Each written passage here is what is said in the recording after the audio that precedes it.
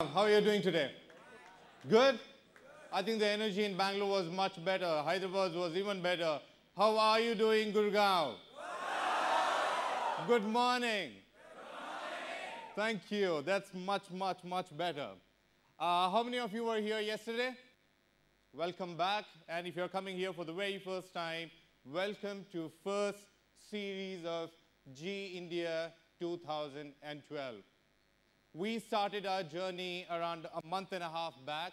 We started in a place called Chennai. We went to Bangalore. Then a couple of weeks back, we were in Hyderabad. Today, we are in Delhi. And next week, Tuesday and Wednesday, we would be in Mumbai. So we are on a 5-city tour. We have been traditionally doing G Days across emerging markets from the year 2010. We have done over 65 G Days so far. So G Days are predominantly an awareness program of Google technologies. At any point in time, we are working on an average 100 different products.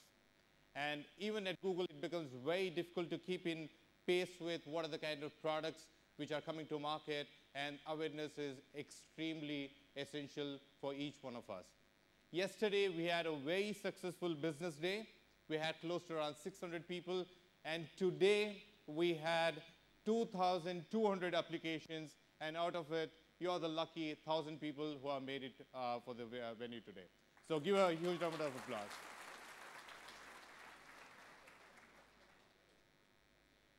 So what is it that we will try to learn today? Google has been, the only endeavor of Google is to see to it that technologies are made very simple.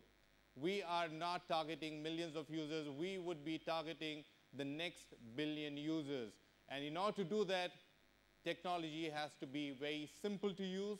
It has to be very intuitive, and it has to make each and everyone's life much more smarter. And our whole crux, our basic crux philosophy of developing any product lies in the underlying fact that we are interested in connecting people, whether it's IM or whether it's Gmail or whether it's Hangout and whatever it could be. We are interested in connecting people, people who will collaborate and share, and people who are doing things together. That's the basic philosophy and crux of Google.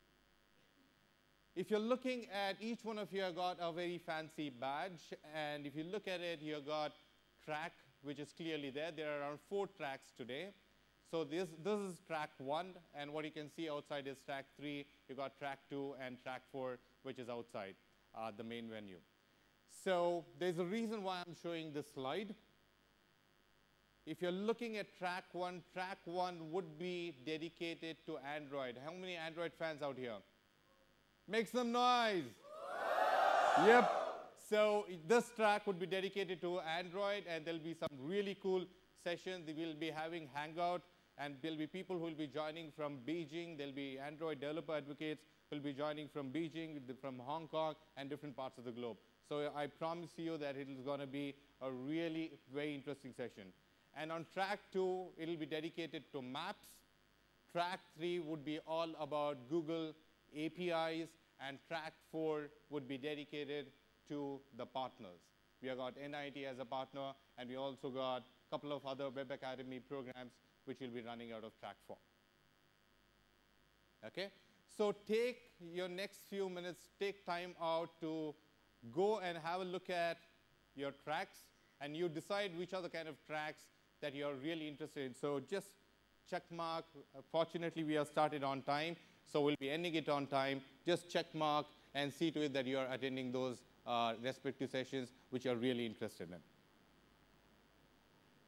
And we also got a map of this entire venue. Okay? I know it's pretty confusing. There's escalator, there's something on the first floor, something happening on the ground floor. The most important thing is, yeah, food and beverages is right over there. Okay, in case. And toilets, yeah, they're all around the place. So coming to some very interesting statistics, as all of you have raised your hand for Android, there are very interesting statistics, and I'm really proud to talk about the statistics today. at Google I/O a couple of months back, we made a very major announcement. There are now 400 million Android devices in the market today. Okay? And how many of you believe that Android is really a superstar when it comes to mobile and the tablet screen? Everyone. Wow, I love this audience.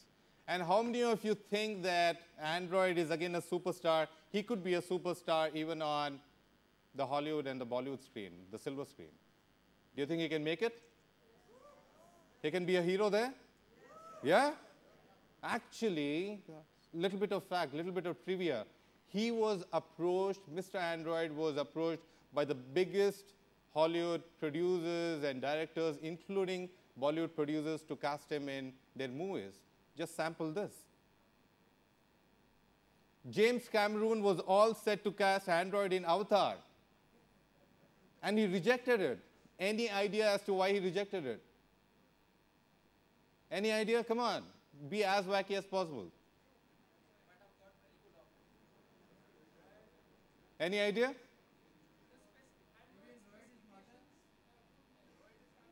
Android specification didn't meet it. Come on, guys. Android has got so many avatars, right? It's not just one avatar. He didn't know which avatar to use.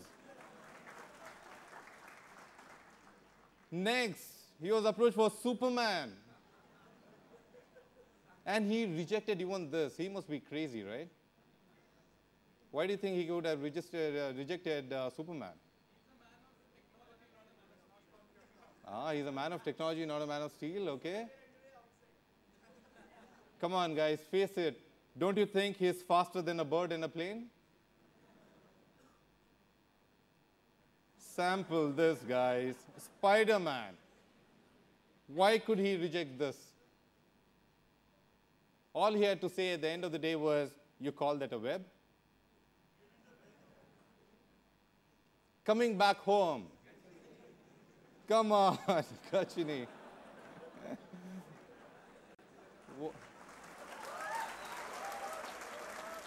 Why could he reject Gajini, guys? Come on. You are so amazing. Yeah, you seem to have the right answers. He rejected Gajini because Android is so proud of his memory management skills, and Gajini, he doesn't know what the hell happened. And he says, no ways I'm going to embarrass myself. And this is my favorite, guys. Woo! Why on earth will anyone reject Shah Rukh Khan? Why will he say no to Shah Rukh Khan, guys? Get as wacky as possible.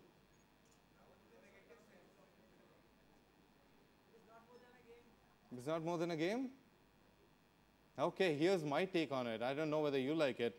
With cupcakes, donuts, ice cream sandwich, do you think Kareena Kapoor would have had a shot at size 0?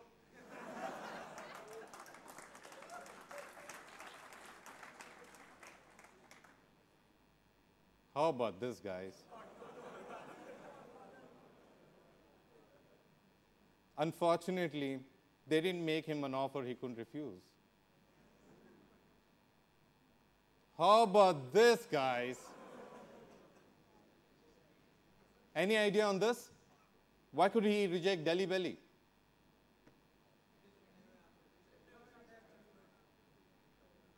Because there was no jelly in the name.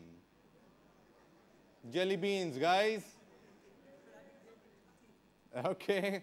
With that, we'll come to some serious stuff, okay? So I think everyone is warmed up, and everyone is really enthused to know what's coming up.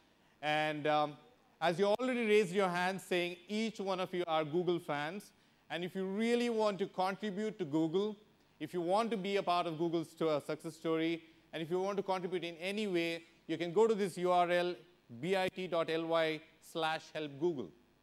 And you can help Google in a couple of ways. One is if you are aware about all Google technologies, and if you want to educate your friends, family on Google technologies, you can do that. You can be a part of our Google developer group. You can be a part of our Google business group. We can also be a part of this amazing event that we are having, which is G-Days. We are having such series of G-Days, and if you want to volunteer for this kind of event, just go there, register, we'll do a screening, and we'll invite you to be a part of this Google story. So if you're interested, please go over there and register yourself. And throughout the day, there will be a lot of questions which will be answered by all our Google speakers. And if your questions are pretty much interesting, then there'll be this fancy G-Day mug which will be given to each of the interesting questions. So coming to the most important part, if you go to any of the conferences, starting from your movie halls to any of the conferences, I'm sure the first thing, the housekeeping announcement, which would be made is switch off your mobile phones, don't do this, don't do that. Here we are saying switch on your mobile phones, switch on your tablets, switch on every internet connected devices that you have on the planet, because Google today is providing high-speed internet free for you. Okay? And the ID is G-Day and the password is G-Day 2012. Okay? So go ahead and start tweeting. The hashtag for that is hashtag GIndia, and we've got a couple of very good prizes for that. Just to let you know what happened yesterday. We were trending #1, GIndia was trending #1 in entire Delhi, and it was top 4 in entire India. Any idea on, I'm not asking people who came here yesterday, any idea on how many impressions we got yesterday? Okay, fine. Who were here yesterday? 3.8 million.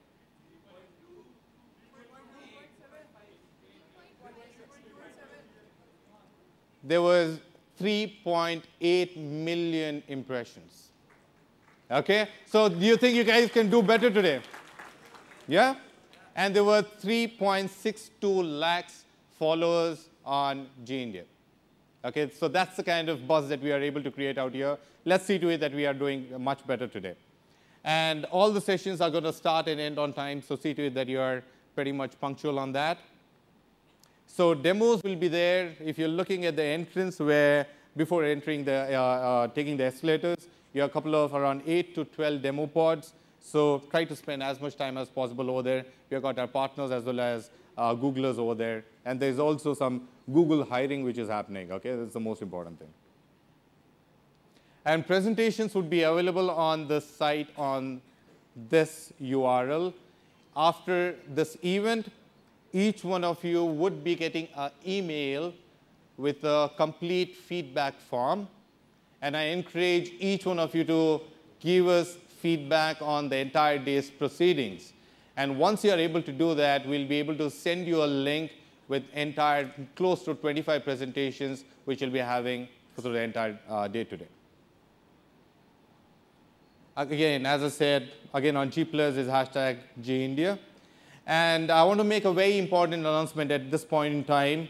There are 30 Googlers who have come from different parts of the globe, from UK, from Zurich, and so on and so forth, and from our offices in Hyderabad, Bangalore, to be spending their valuable time with you today. And I want all the Googlers to please stand up. Please give them a huge round of applause.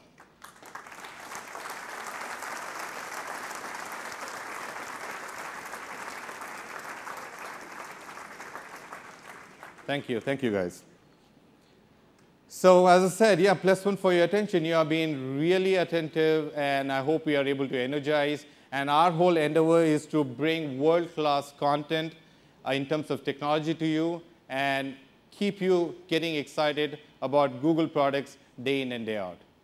Okay? And if you've got any success stories as a developer, please do share it with us, and we would make very fancy videos of it, and we would try to inspire other fellow developers about your success story. So to know more about what I'm talking about, let's roll out a video on developer stories.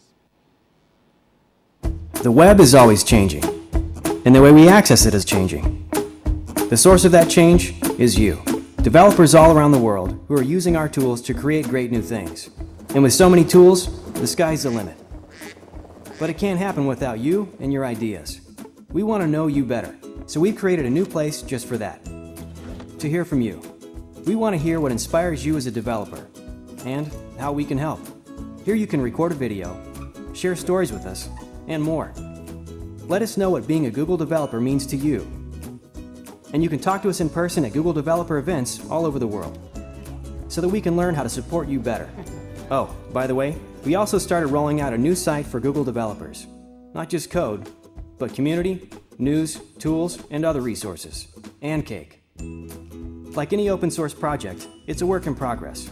With your help, it can be great. developers.google.com/stories. Change is important to the web. Help us keep changing it together.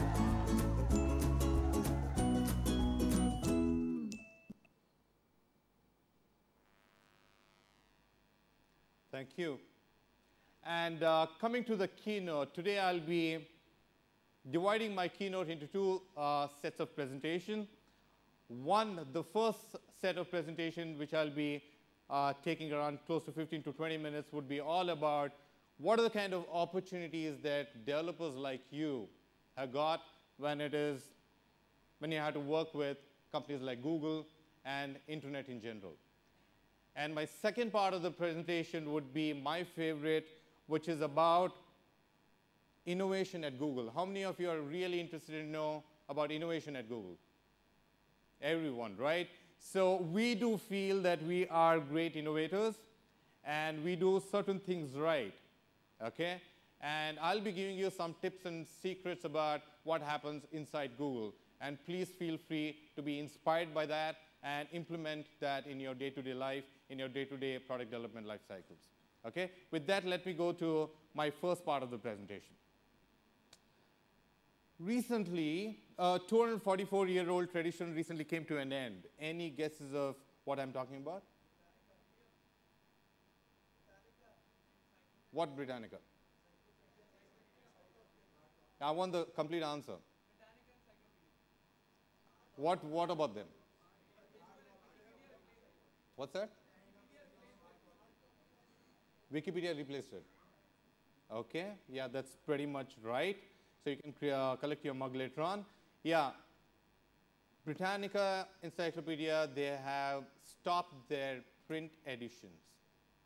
Okay, people who have studied and were born in their 70s and early 80s, I think everyone's prized possession was this Britannica Encyclopedia. How many of you still have it in your house? Right? So this used to be one of the favorite things that you used to get it as a gift during your birthdays and so on and so forth, around 24 volumes.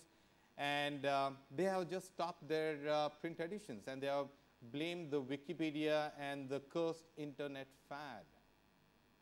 What do you have to say about that? So there are a couple of things that we can infer from this fundamental shift. This fundamental shift in user behavior, as far as I can see, is irreversible. I don't think so that companies like this will ever be doing any more print editions. And more content has been consumed online. And that's the way it is going to be in the future. There's a huge change that is taking place which will affect everyone, including businesses like yours. And no one wants to, I bet no one wants to be in a position like Encyclopedia, where one fine day you realize that there's no market for you at all in terms of selling books. Here are some of the statistics when it comes to the internet. Way back in 1997, when we had close to 15 million internet users in the world. Okay, I'm talking about 1996, 1997 time frame. And in 1997, when Amazon went public, right, and they were doing really great, within a year's time, it rose from 15 million to around 70 million. Okay, and Google started in the year 1999, and by 2000, we had 300 million internet users. Okay, so there's something fundamentally that we are doing by which we are able to cater to the right kind of audience. If you're looking at year 2011, 2012, there are close to 2 billion internet users in the world, and 40% of the planet would be online by year 2015. And the most interesting part is significant amount of growth. When I say significant, I'm saying almost 80% of the growth would be coming from emerging markets like India and China. Okay? So if you're looking at even Android's growth in countries like India and China, we are really happy and proud of the fact that we have grown in year 2012 by 500% in India when it comes to just Android growth. So one more trivia question. So what do you think India ranks dash in terms of number of internet users? Wow, everyone knows it. I can't give, we'll be giving you some of the goodies. We'll be giving you fancy t-shirts at the end of the day.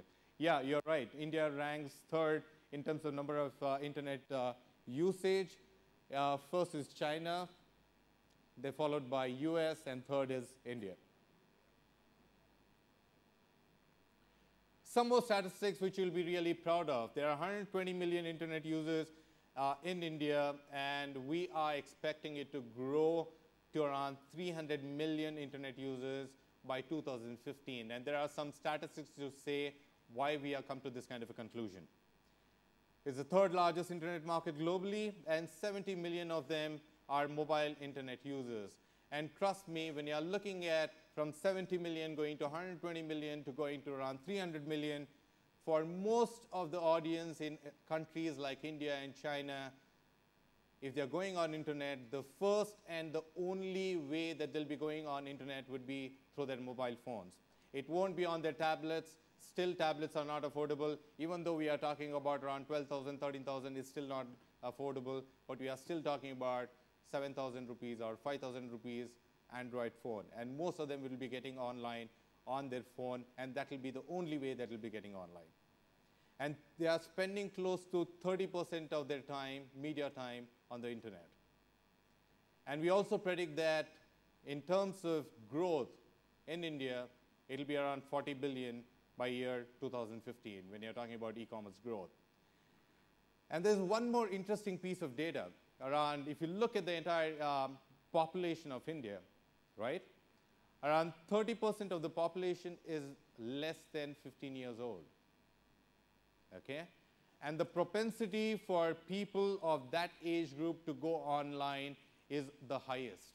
And we feel that these people, these 30% of the population that we are talking about, will be the early adopters, and these are the kind of another 180 million people that we are expecting them to go online in next 3 years. That's where the growth is going to be coming from.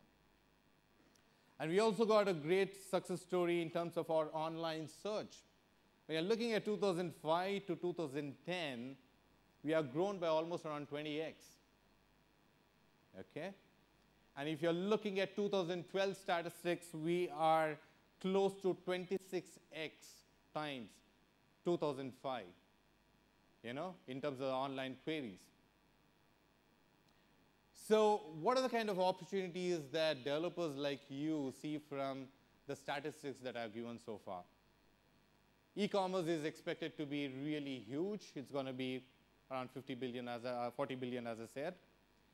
Almost 80% of it is travel. When is the last time you stood in a queue for your railway tickets or your airline tickets, right? Most of it happens online. You don't go through any of the intermediaries at all. You do it online. And finance, insurance, and broking has moved online. When is the last time you went and met your broker? Everything is done online.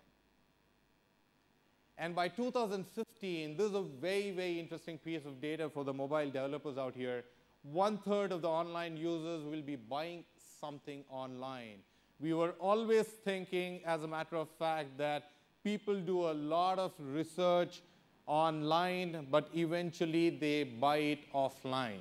But that happens only for capital goods when it happens like cars, and no one buys cars online, right? So a lot of research happens for that online. But when you talk about commodity, when you're talking about consumables, when you're talking about shoes, slippers, leather goods, so on and so forth, most of them happens online, will be happening online. 1/3 of them would be buying it online. So if you're in any of this business that I mentioned as of now, are you online as of now? Or else, what's the kind of big opportunity that you'll be missing? By 2015, what if you see that not many people are even walking to your storefront? Okay, and everyone is doing it online. And that's the kind of big opportunity that you'll be missing out on. So developers out here should keep their eyes really open. There are a couple of opportunities. One is there are more than around 40 lakhs SMEs out here who do not have a website, and they would be looking out for e-commerce over there. And there's a huge opportunity for services players like yours who are here to work with them. And when it comes to mobile users, again, by end of 2012, we are expecting it to be around 132 million. And when you're looking at internet penetration in India, currently it's around 19%. And as I said, 1 in 3 mobile users in India will access internet by year 2015. And this is the kind of data that I'm really proud of and happy about. This next slide, where if you're looking at the app usage time in India last year to this year, it has grown by almost 463%. That is 5x time. If you were using an app, it could be any app, mobile app. For 10 minutes a day in 2011, average Indian user is using it for 50 minutes now on an average. And this is a huge piece of data where each one of you should be really excited to have a mobile presence if you are in any kind of a form of business. Look at the kind of data when it comes to China. If someone was using, say, around 1 hour, he's using 11 hours. I don't know what he's doing, but yeah.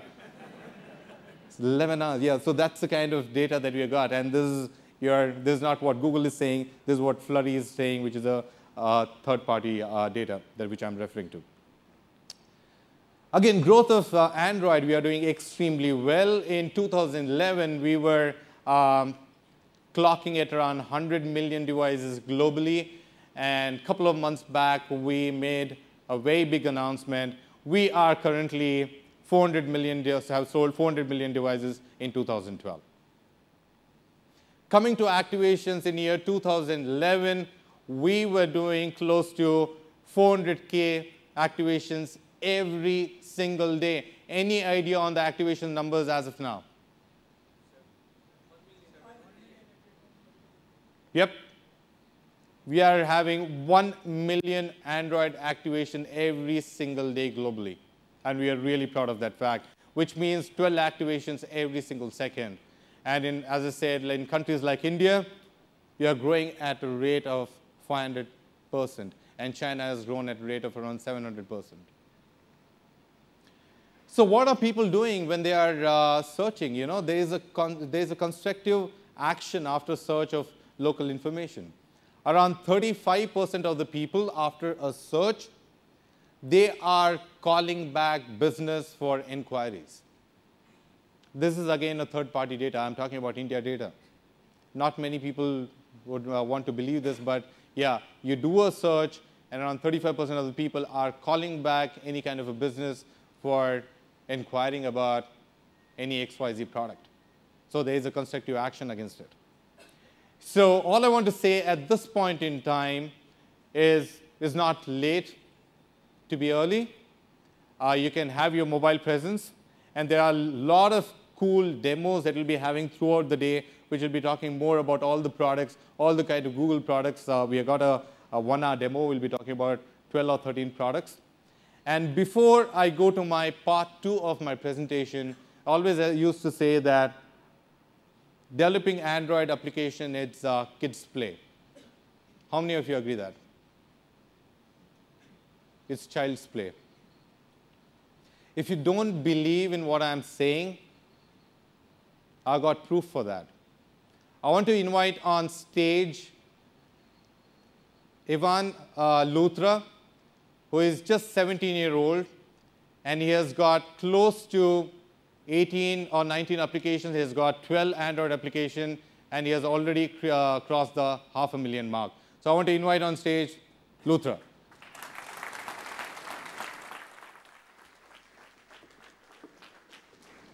Good morning, everyone. I would like to say what an opportunity it is here to be at India's first G-Day. And to be able to come up here and speak in front of you is like the icing on the cake. OK, let me start talking about myself and let you know who I am.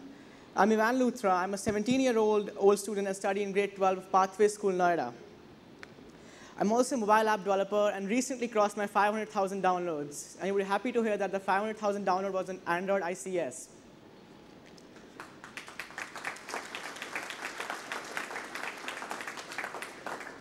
So that's enough about me. Let's start.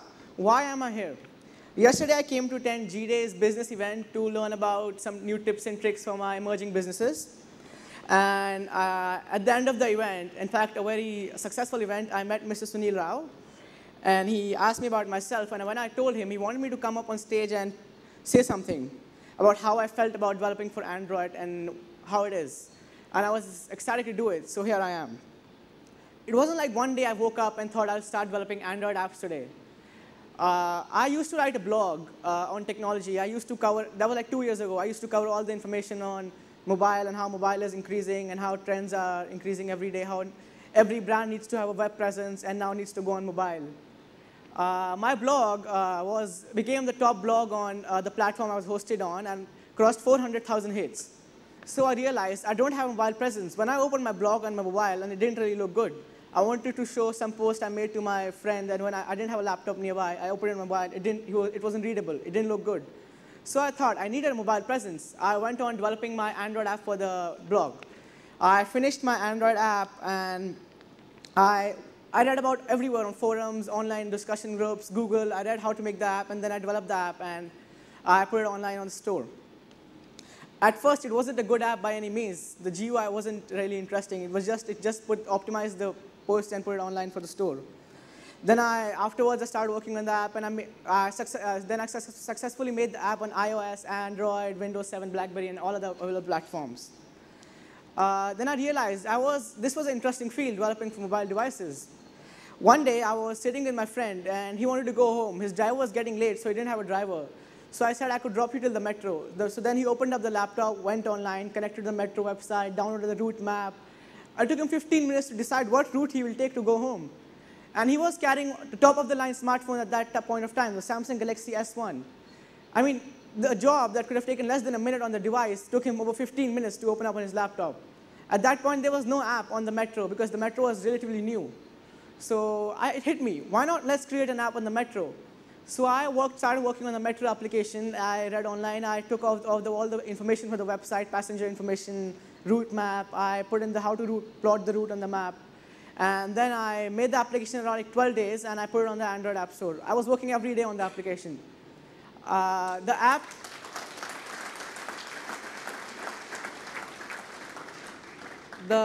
got #1 navigation category in India in less than like 6 days because it was the first metro app. All my friends helped me popularizing it, and they shared it everywhere. So it got like over 10,000 downloads. Then let's come back to this app later. Then let's move on the ease of development on Android. It's so easy to develop on Android because of the APIs and code available online. All it takes is the passion to make. That's all you need. Everything else is already there. It's all inside you. Let me give you an example of how easy it is to develop an Android application. When Mr. Rao asked me yesterday what app I would come up and present, I thought I had a lot of apps, newsreaders, Metro, but I don't really have an app that's useful to all of you. And then I went on the Play Store and searched for G India. I didn't have a G India app. So in 6 hours, from 10 to 4 last night, I worked on the G India app. Let's show you how it is.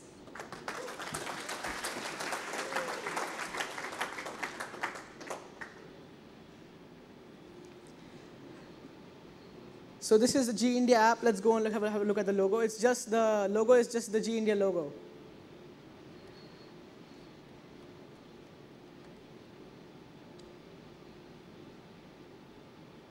So this is a splash screen that open up. It takes about 5 seconds to get all the content because it's a live updating app. Because the G India event is live, the app is live. As soon as you open up, it updates the live Twitter buzz. Everything is happening on Twitter with the hashtag G India. It's going on here.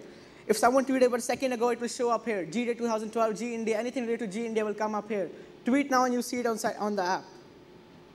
Then you can go and look at a photo stream. The Google Plus page of G India has a lot of photos posted by users. You can have a look at all the photos that come here. Right now, there's limit on up to 12 photos because then the streaming gets slow. So you can have a look at the photos, save them, share the photos with your friends. This is the mark that people were winning. I think you will win today too. So a lot of photos here. Then the Google India blog is available online. You can read the blog in a mobile optimized. Read all the posts of the blog. Share it with your friends. You like a post, just share it using the share applications you already have. Then you can send a message, and I'll make sure the messages go to the Google representatives. You can attach a photo, anything you want to say. And then finally, the Google website that you registered through is available on the mobile application now. It's so simple, just a mobile optimized web page that was there online. It's there for G India Technology, G India Business Day. And then there's everything, the days, events. I don't think you really see it because the clarity is a bit not visible here because the text is white on a gray background. Everything is there, the FAQs. You want to know something you're not sure about, is frequently asked, just open the app and just go to FAQs. You have the speakers list, who all are going to speak today. You have the event track, what's going to happen in which event, what track. Just go through the app. Then there's a Twitter feed, live, everything. So that's the G India app for you. You can download it right now.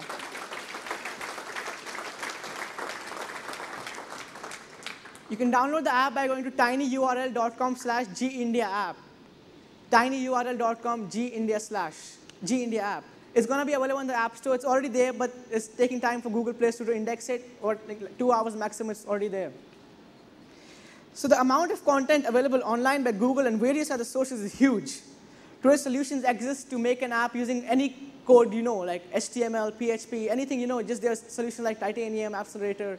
Use that and make your own app. You don't really need to know Java for that. Even if you don't know code, there's a solution like AppMaker, Red Foundry. You can make apps using that and get a mobile presence within minutes if possible. Let me tell you the most important thing I've learned running through the last 2 years is GUI. That matters the most. I made over 20 apps and recently crossed 500,000 apps. But what I realized is within the first 30 seconds, the user downloads the app. It's up to him to come back to the app or no. And it depends on the GUI. Because the user sees the GUI, clicks, swipes, that's what he does. The user does not know what's the back end.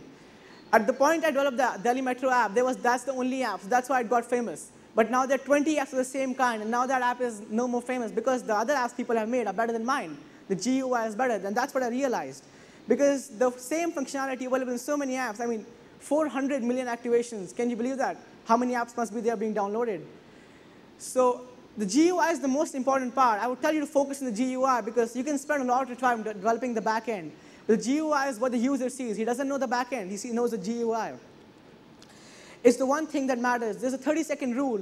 The user opens the app's first 30 seconds, and if he likes it, come back later. It doesn't come back at all. I don't think there's an easier and better platform to develop for Android.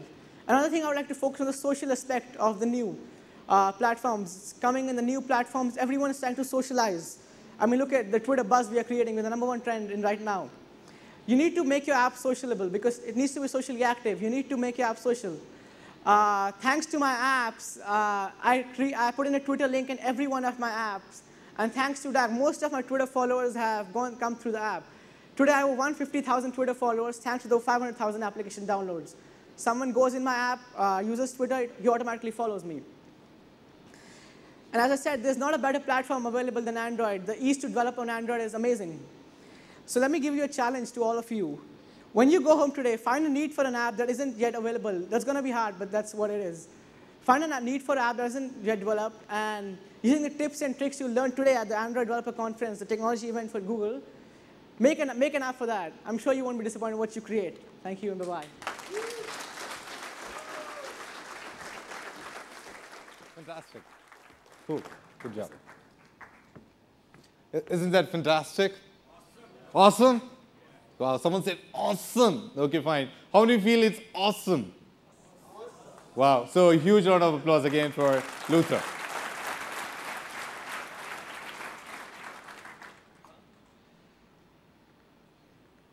So coming to my part 2 of my presentation, it's all about innovation. So I want to start with the question, why does one need to innovate? What's the need of innovation? To make life better? Okay. Something new. Okay, something interesting.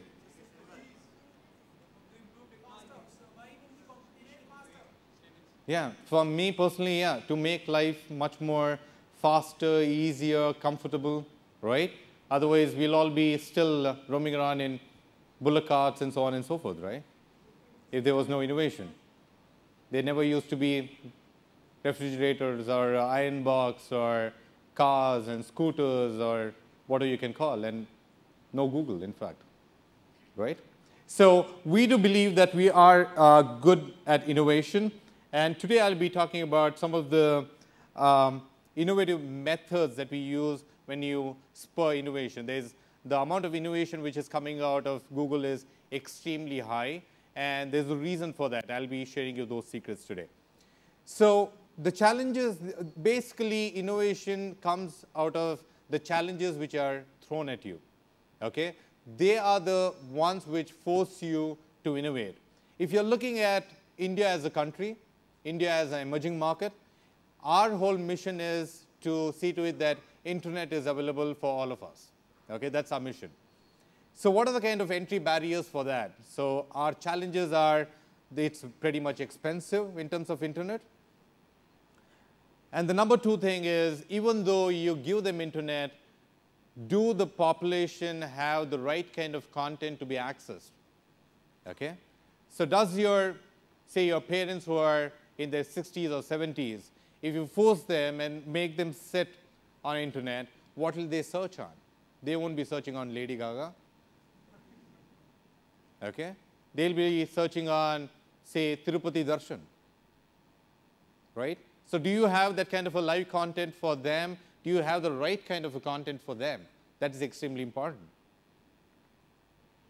So whenever you got any kind of a issue, right, when you got a challenge, they should always have a mission as well as a vision statement. And we have a mission that matters, which will eventually solve a big problem. So our vision, we always start with the philosophy of think big, but start in a very small way. And Google's mission in emerging markets like India and China and so on and so forth is make the internet an integral part of everyone's daily life. That's our Google's mission for the region. So what do you do? So once you find out what a mission and a vision that you got for your company, the next step that you do is you find out what are the kind of entry barriers that you have in order to go ahead and look at that challenge and take it head on. And what we found out is access is one of the major issues. The relevance of the content is one of the other major issues, and sustainability, right? So our whole challenge is create an accessible, relevant, and sustainable internet ecosystem which will enable all users to eventually come online. So once we have found out what are the kind of challenges, and we have clearly said we have got a mission and we have got a vision statement, we know what kind of animal that we are chasing and how we need to pin it down. Number two is we at Google believe in fostering entrepreneurship. What do I mean by that? Ideas can come from any quarter. It could come from a UI designer, it could come from a project lead, it could come from a project manager, it could come from the CEO, or it could come from a fresher engineer, or it could also come from an intern. That's the way Google operates globally. Okay? And we have got a total bottom-up culture in terms of ideas coming from anywhere, and maximum number of layers that we have between any fresh engineer to Mr. Larry Page is around 7 layers of separation. That's about it. And everyone is easily accessible at any point in time. And how many of you have heard about this concept of 20% time at Google? Okay? For people who haven't heard it, at any point in time, if any engineer or a project manager, or he could be in any function, every Googler, in fact, if he is passionate to pursue a problem, a challenge, it could be about anything, okay? Not related to internet, but it could be anything. If he wants to take it as a 20% job, that means his manager will have to give immediate approval, and he'll be going and working, he'll be spending 20% of his time on a daily basis as long as he wants on that particular project. And the best part about this is around 30% of Google's projects so far globally have emerged out of this 20% projects. So basically, I want to say, take ideas seriously. Okay? No idea is a crappy idea. No idea is a great idea or a bad idea. Take everything seriously, brainstorm it equally well, and it can come from any part of your organization. Just to give you an example, if you're looking at this thing called YouTube Interactive, how many of you know about YouTube Interactive? Where you can interact with YouTube and you can play games and so on and so forth. So this functionality of YouTube Interactive, as a matter of fact, which was one of the biggest kind of an enhancement for YouTube last year, came from an intern who worked with us for just 2 months. Okay? So he came out with this, this idea, and this was his project. And later on, from one person, it grew to around 30 people team. And finally, this was one of the biggest enhancements for YouTube, even globally. And if you're looking at one more enhancement, if there are, say, 2 Sunils, I'm Sunil Rao, and if there is someone called Sunil Doreswamy, and if the name pops up when you're entering your email ID, it says, is this the right Sunil that you're looking at? Even that thing came out of an intern who came out with this solution. And this is a very, very, very, very important enhancement that you got when it comes to Gmail, right? Third and most important thing is be open and share everything. What do I mean by that? Whenever people have got ideas, right, they tend to keep it very close to their chest, feeling that someone will steal their ideas. There's no concept of stealing anyone's idea.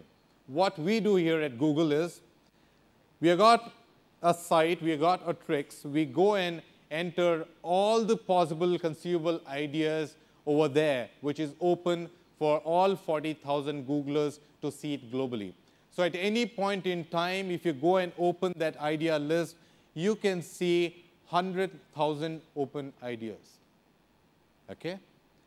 If you are going through that matrix and if you feel that some idea is really interesting, for example, if my friend Nilesh, who is based out of Zurich, he has added an idea and it's really interesting for me, I can reach out to him and say, you know what? This is the kind of expertise that I can bring, and this, I know what kind of problem you're trying to solve. Let us collaborate. Okay? So the ideas are completely open and shared very openly, and we share our weekly reports. I can see even Mr. Larry Page and Sergey's report on what he's doing week on week. This is our internal tool. It's called MoMA, and we have got weekly snippets, we've got daily snippets, we've got resumes, we have talked about what kind of passion, what they are passionate about, what kind of ideas that they got. So we know if I go and search any person, I'll be able to know what he is really passionate about, and I can collaborate with any person across Google globally. So this is extremely innovative. Again, having said that, around 25% of our ideas have come out with this kind of collaborations globally, and which have turned out to be really huge money-making products for Google. Be open and share everything, you know. So this is extremely important for us. Google does believe in the concept of open source, and we have already given out close to 30 million lines of code to the open source community. And we believe that open source is the way to go, and we'll keep developing as many projects as possible, and everything, including Android, is on open source. And as you have seen, when you make it open source, the adoption is extremely high. And as you know, Android is the fastest growing mobile platform globally, and you also already know about the kind of activations numbers that you have. And the fourth and the most important thing when it comes to innovation is it's all about data. Data is the most important thing when we consider when we are taking any kind of product management decisions. We have got really world-class product managers. Just to give you an example of what I'm talking about, if you're looking at the search result, okay, all of you have used Google product. When you do a search, you get search result in this particular shade of blue. It is not a product manager who has decided saying, you know what, my wife likes this shade of blue. He didn't say, I like this kind of blue, or he didn't consult another 5 or 10 people.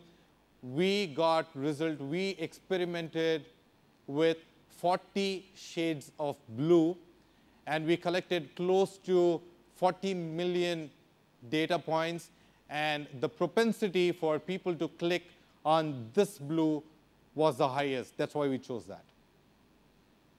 So it's all about data. It's not about any kind of emotional decisions that we take when it comes to product management.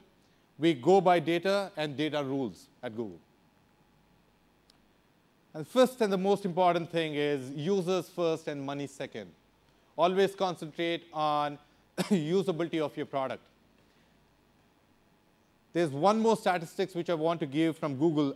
There are just 3% of products within Google which become finally commercially viable. If there are 100 ideas, 97% of the time, 97 times, it doesn't fly as a commercial proposal, but we keep innovating in such a way that even if it is 3% as a hit rate, it's really worth it. But we never start any kind of a project thinking about money. We think about, yeah, this is a possible pain point, and we would be able to solve a particular piece of problem, and let's go ahead and solve it. And we call it experimentation at Google. And experimentation is, that's if you join Google, that's the most common term that we keep using. We are experimenting on XYZ product, we are experimenting on XYZ situation, and so on and so forth. And it's very clearly the winner for us. So focus on what's best for the users, and money will eventually follow. Just to give you an example on the clean interface that we have, irrespective of the kind of money that we can make by the kind of ads money that we would get, I think we kept our interface really, really simple, and we concentrated more on the fact that we want to make the product much more easier to use, much more intuitive, and we want to make it faster instead of adding more and more, enhancing the product. So for us, making the product much more relevant, intuitive, and faster comes first rather than adding more functionalities. Just to give an example, we do believe that if you want to grow your product, I think community plays a very important role. And we have got the Google Student Ambassador Program. How many GSAs out here? Anyone? Any ambassadors? Yeah, we got a couple of Google Student Ambassadors out here. And we also have something called the Google Developer Groups. It used to be called the Google Technology User Group. How many JDG members here? Wow, great. So these are very active groups which are there, which we want to first talk about technology with them and socialize with them, and they'll be the one who will be able to propagate it and take it to a much more bigger level. And we also got something called, for the business group, we've got the Google Business Groups. So these Google Business Groups, developer groups, are pretty active in the country. We've got 16 chapters which are alive in India, and Delhi chapter is also equally active. If you want to be a part of this group, there are people from the Delhi chapter who are sitting in the front row. Just get in touch with them and ask them what are the kind of activities that they do on a monthly basis. Basically, these are all your informal group, and they can talk about any technology under the sun. It's not only Google technology.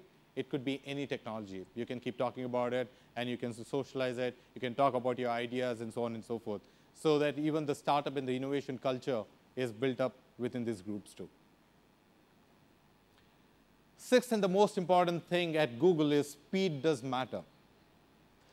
When I was doing a project at Indian Institute of Science, I think I'd seen a couple of professors who were doing their research project for last, I was shocked when I heard they were doing it for last 9 years. And some people have been doing it for last 10 years.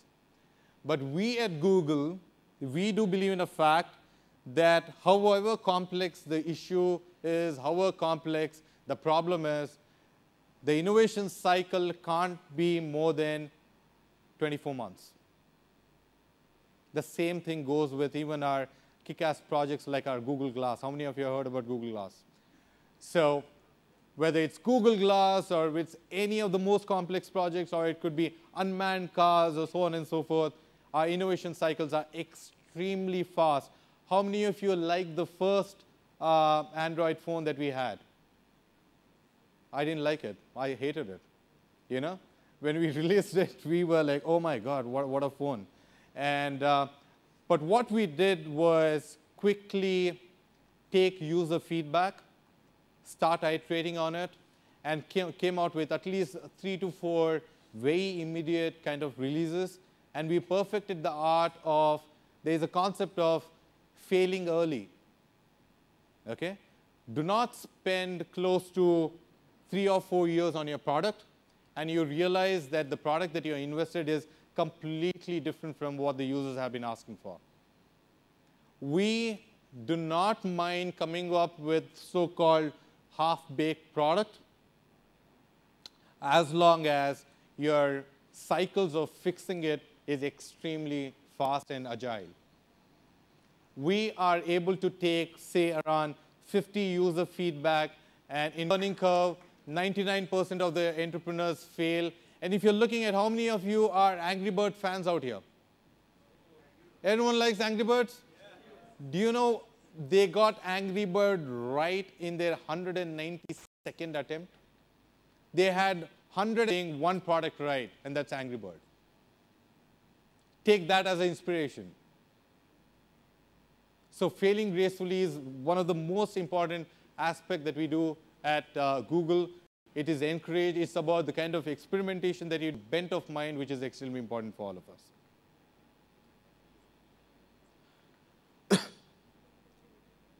Speed, again, does matter in all forms. How many of you use Google Instant? Right? It gives you all kind of suggestions, right? So how many man years of your lives have you saved, right? Isn't it a great product? Right? So no need to type what you're looking out for. So we do believe that speed in terms of execution. You can't afford to have long innovation cycles. You have to build as soon as you have a minimum product in mind. Speed really, really matters in terms of execution. You can't as soon as you have a minimum product in mind. So be aware, but do not be afraid. And these are the 6 mantras that I want to talk about. Have a mission that